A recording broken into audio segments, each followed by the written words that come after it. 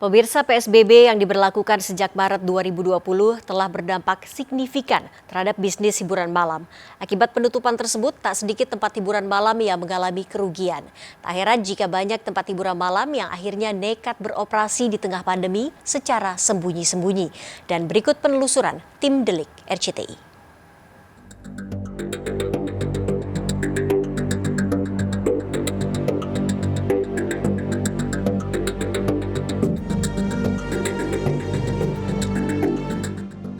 Pembatasan sosial berskala besar atau PSBB transisi di Jakarta telah diberlakukan kembali mulai 12 Oktober 2020.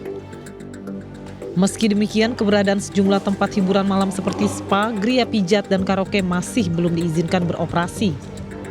Hal ini lantaran tempat-tempat tersebut dinilai memiliki risiko penularan COVID-19 yang cukup tinggi. Pada 2 Oktober 2020, sebuah tempat hiburan malam di kawasan Taman Sari, Jakarta Barat digerebek petugas dari Satpol PP Pemprov DKI Jakarta. Saat digerebek petugas, sejumlah wanita pemandu lagu dan pengunjung ini langsung berhamburan keluar. Meski di tengah masa PSBB, tempat hiburan ini kedapatan nekat beroperasi. Petugas langsung menyegel tempat hiburan malam tersebut karena dinilai melanggar Pergub nomor 88 dan 33 tahun 2020 tentang penerapan PSBB. Jadi untuk sementara kita hanya penindakan penyegelan. Dalam arti memang untuk kedepannya memang usahanya belum boleh personal, jadi kita pasang protokol lain dan stiker tutup selama PSBB. Dan ini untuk ownernya atau manajernya kita panggil ke kantor untuk minta keterangan lebih lanjutnya. Tidak hanya di Jakarta, pada awal September 2020 sejumlah tempat karaoke dan hiburan malam di Tulung Agung, Jawa Timur terjaring razia oleh petugas Satpol PP setempat. Selanjutnya, tempat hiburan malam yang nekat beroperasi tersebut diberi peringatan dan pemiliknya akan dimintai keterangan. Sanksinya besok pemilik kita bawa ke kantor, mungkin kita beri SP1, nanti apabila ini sosialisasi sudah berlanjut, masih ada pelanggaran, mungkin kita bisa lakukan penutupan atau penyegelan. Sementara itu, akibat nekat beroperasi saat pandemi, sejumlah tempat hiburan malam terkena sanksi oleh Pemprov DKI Jakarta. Data Dinas Pariwisata DKI Jakarta menyebut sejak PSBB diberlakukan pada Maret 2020 hingga Juli 2020, tercatat 53 tempat hiburan malam terkena sanksi karena nekat buka saat pemberlakuan PSBB.